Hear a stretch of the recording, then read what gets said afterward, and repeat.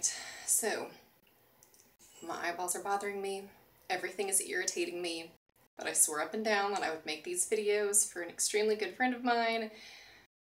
So here we go. We're going to take a Yin series, and the point of this extremely short series is we're going to take the spine in all the directions. So extension, flexion, side to side bending, and rotation. We'll hold everything for 5 to 10 breaths. It should be super chill, hopefully, and it will be all reclining. So, first thing that we're going to do is start in Savasana. Let's make sure you can't see up my shorts.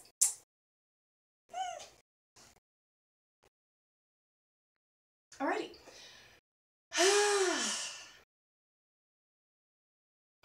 Okay, come into Savasana. There's lots of options. If you'd like a sort of a pillow for your head, short of an actual pillow, of which you can grab two, you can take the hands and place them behind the head. This way you're a little bit lifted if you feel tension in your shoulders and neck, or if you want to and your elbows are floating like mine, you can use the opportunity to allow the shoulders and chest to open. If this is bothering your back, you can always prop the feet so that the knees are coming to the ceiling. Lots of folks with low backs that take a moment to warm up like to start here and may lengthen one or the other, or both. I'm going to start with everything flat to begin. If you decided to go flat, your legs may rotate out or in. It's cool. Clearly mine rotate out. Just let them be where they would like to live for now. Palms can be up, down, anywhere in this snow angel-y area. I'm going to opt for palms up in sort of a low V, and we will hang out here. And I'm going to close my eyes actually and remove my glasses so I can fully relax for 10 breaths, and I'll leave you with silence because copyright laws are bullshit.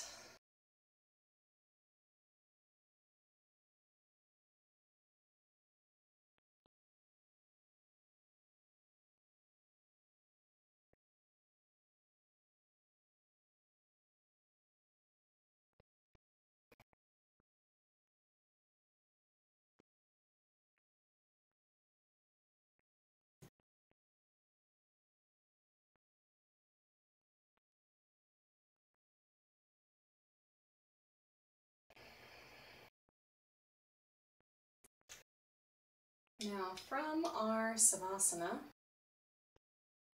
it's nice and slow and easy. Take our legs back up to propped, knees to ceiling. We'll pause here for a moment, collect ourselves.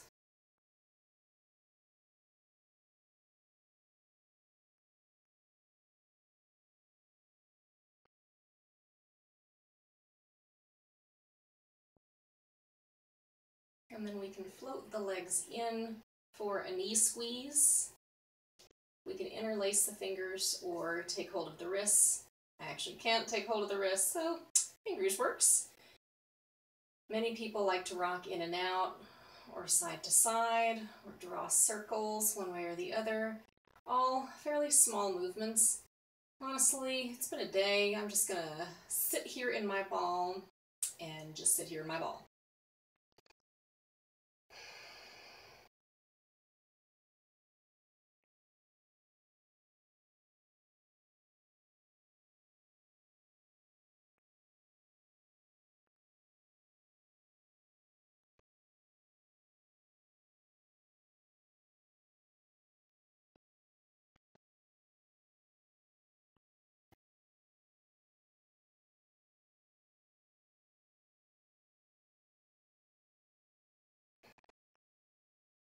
On your next inhale, free the knees. Let the arms come out to truly wherever you like. The legs will float to a tabletop position, and then we're going to take everything over to one side, and then we're going to dissect my pose. So you can see my shoulder is just floating. that my knees are flush together and stacked on the floor. If I would like gravity to assist this stretch, I can remain floating. If I would like to kind of muscle my way through, I can use my back line and also my arms to sort of press in to the floor. So now both shoulders are on the floor. This is a significant amount of work, so I'm probably not going to stay here. You can see, possibly, that my knees are floating up. Theoretically, I would want to allow them to come back down. But since this is a lot for me, and I don't want to do either, I could extend through the foot. Looks like I have just enough clearance. I could also use my front hand to help manually relax this hip more toward the floor, lengthening through the IT band here. Instead, I'm going to cheat, and I'm going to cross my legs like a lady sitting in a chair, and then I'm going to extend through this foot. It can be pointed or flexed. Not quite as much clearance as I thought. I'm just going to let my foot be relaxed, and I'm going to, oh my gosh, I'm going to swat a bug crawling on my arm, so that's magical. I'm going to let the weight of my extended leg hold this knee into the floor gently, and then I am going to, instead of letting this arm float, actually I'll just let the arm float. This is cool. My bottom leg feels like it wants to relax in a little bit. That's cool. I can go there. This cross-legged rotated shape is your reclining twisted eagle, and if you want to be super adventuresome, of which I do not, I could, in one direction or the other, stack the elbows to come into my reclining twisted eagle pose. That's a lot of note for me today, so I'm just going to be here, relaxing into it.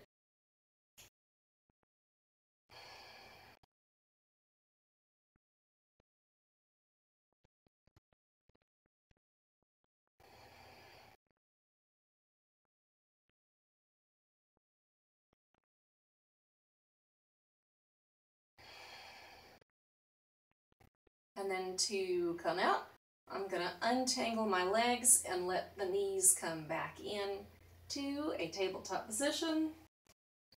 I no longer have clearance on this side, so I'll scooch my boots over.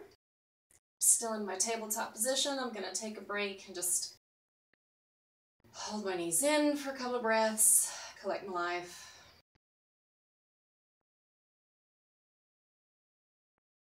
I swear to God, if that camera stops recording before I'm done, I will lose my mind.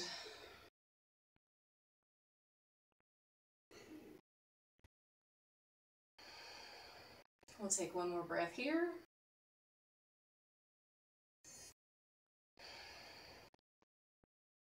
And then we'll inhale, lengthen the legs back to a tabletop shape. The arms, again, can go wherever. I'm going to go palm up, and then we can exhale, take the legs over. Woo! And there floated my shoulder, and that's cool. I'm also feeling, personally, some bottom hip tension, like I need to do some wiggling and adjusting. That is totally cool. Some folks get more out of this with the knees further in. Others, like myself, that's not going to be a thing, and we need to press the knees further down away from the body. They're all paths to getting this stretch and this torso rotation and this chest and shoulder opening, even if your arm is here or whatever. So, variations, but still getting the work done. Again, my legs don't have to be stacked. Even come into kind of a running man shape. That would be fine as well. But since on the other side I went into the reclining eagle with the suspended shoulder, I'll do much the same. You can see that this knee, maybe you can see that this knee is not actually flush with the floor. It is floating up. This is still okay. As long as I'm feeling some kind of a stretch that I'm looking for on this hip, and I am. I could maybe go for a little more, but since I would personally rather relax and just have taken my spine in all the directions for this flow, I'm not going to worry about it too much, and we're going to hold here and relax and breathe.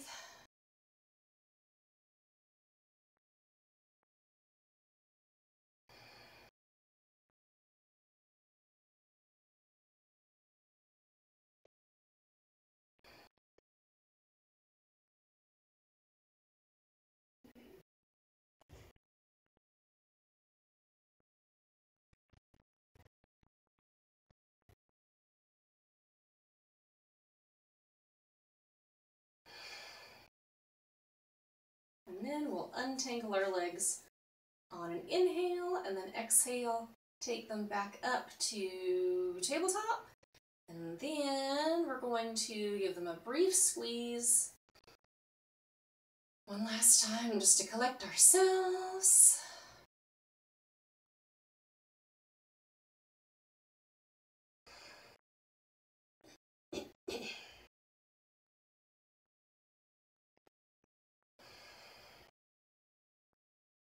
If you'd like a deeper stretch, you can actually theoretically hug the knees in further. That is not going to be a reality for my hips. If I wanted to go there, I personally would need to curl up, but I don't want to, so this is good. I'm getting the release along the low back and hips, of which I am wanting, which is not a whole heck of a lot. On an inhale, release the knees, and then exhale, lengthen those guys out. All right, so we've gone through spinal flexion, rotation, now we're going to get lateral flexion, and then extension. So coming into our banana pose, take the arms to begin with, palm up. We can fan them along the floor. My hands just floated up, and that's okay. I like to readjust my shoulders. That doesn't necessarily change the floating of my hands, and the floating of my hands doesn't really matter. So if they float, they float. If they don't, whatever. I'm going to walk one leg kind of over, doesn't have to be a lot. And then I'm going to walk the other leg over and sort of cross or flop it on top on the ankle. Arms are going to do much the same. The arm walks over, and then the other arm walks over into kind of a cross shape. For me, it's easier to actually like preteen, boyfriend, girlfriend, clasp my hands. So I'm going to go here, and this is our banana pose. Now that I see myself, I want to take my legs over more. The idea is to make sort of a crescent half moon shape, reclining with the body, and so also should your stretch be like a banana. I lost my train of thought, but anyway, we're going to hold here in our banana pose for several breaths, relaxing, feeling the stretch down one side of the body and a gentle contraction on the other. And if your banana is a little bit more flat, or your hands are floating like mine, it's cool.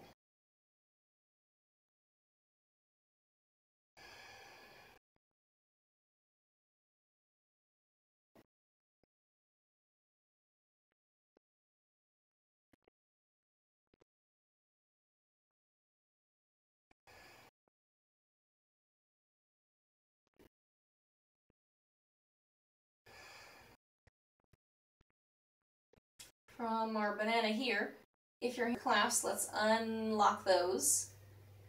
You may find that you're more comfortable to let the hands kind of fan out to more of a salute. That's cool.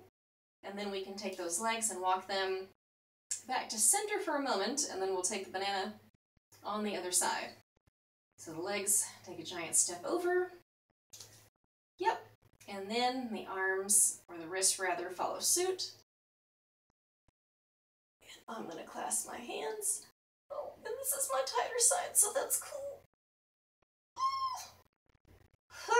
Okay, and we're just going to attempt to relax in the banana pose as best we can. I feel a great deal, due to my anatomy, of a stretching or not too terribly uncomfortable pulling sensation along sort of the front of my lower abdominals and hip on my topmost hip, in this case my personal right, but you know, because of technology, who knows what it looks like to y'all. In either case, that's okay. I also feel some work happening on my left side or my floormost side, where my hip is kind of stabilizing me, and my obliques are holding me into this side bend. Same with the lats and shoulders, and we're just going to hold on for dear life in our banana pose on the other side.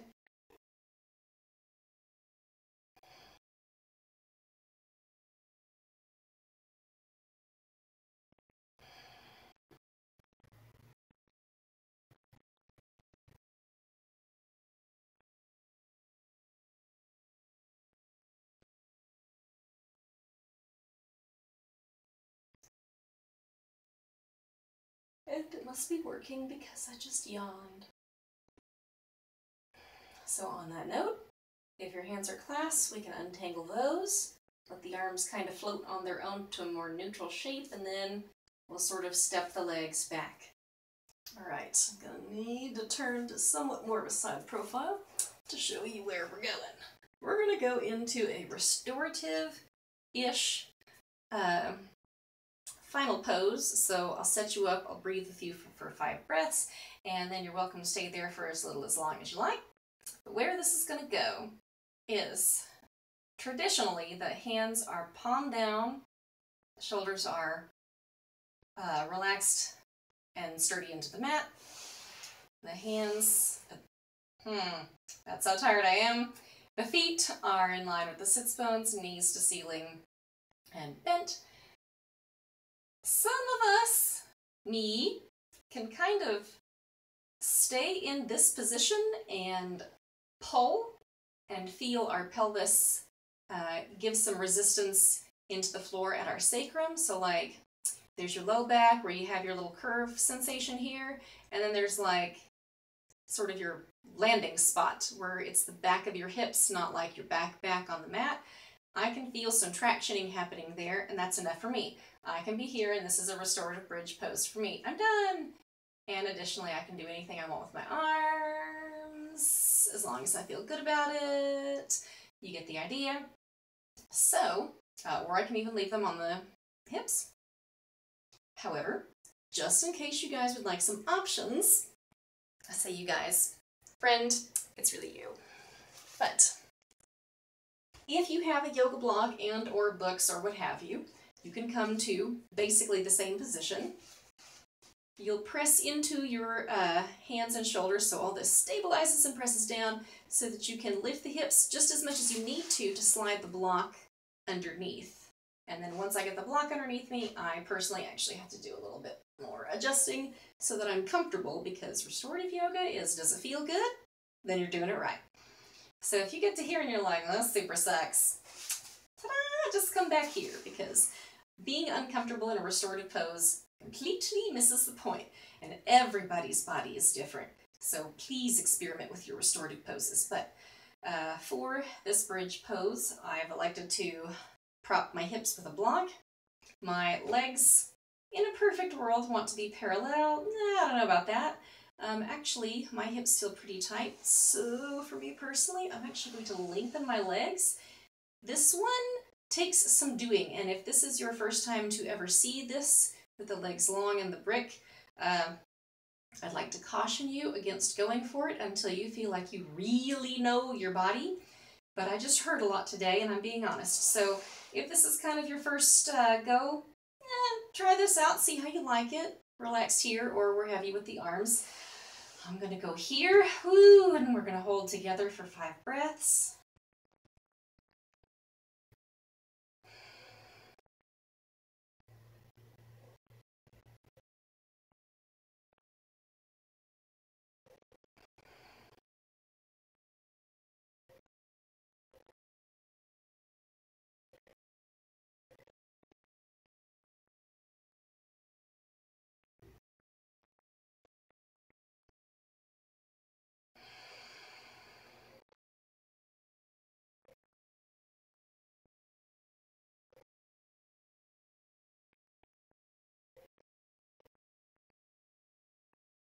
Alright, I'm going to conclude by sliding my feet back in, pressing into my hands, shoulders, and squeezing my glutes and hamstrings to lift so I can remove the block and set everything down.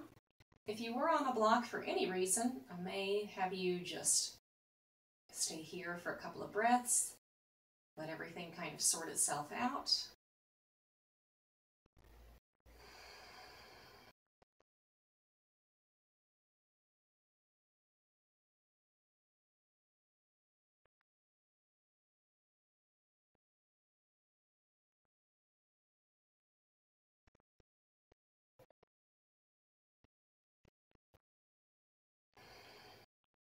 And I'm breathing really loud, but that is just because I am exasperated, not because you guys have to do the Ujjayi breathing. And And then I'm gonna just let my legs fall over to one side and kind of roll my torso over so I can pass through a brief fetal position and rotate into an easy seated pose. And I'm gonna take one last breath with you. Heck yes, the video camera is still recording. And we're gonna inhale, sweeping the arms up to a comfortable position for you. And then we'll exhale, take them in front of heart center. And I'm gonna bid you namaste, my faraway friend. Hopefully the bear and I will have cause and time to come and visit you soon. Hopefully you're back in body and soul feel good. And I'll try again tomorrow. Take care.